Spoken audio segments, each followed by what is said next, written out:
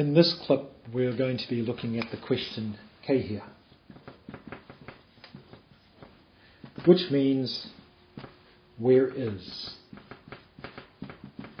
Or if we're using, it could be where is singular, where are plural.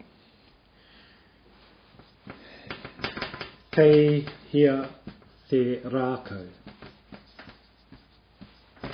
Where is the stick? Kei runga I te tepu te rākau.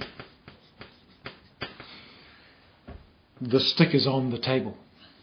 So the question kehia asks where something is.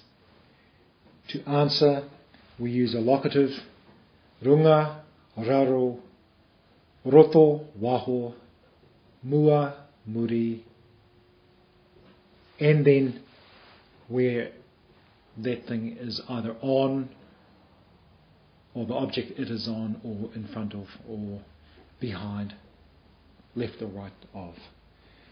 In this case, kei runga I te tepu. The stick is on the table. The stick is on the table.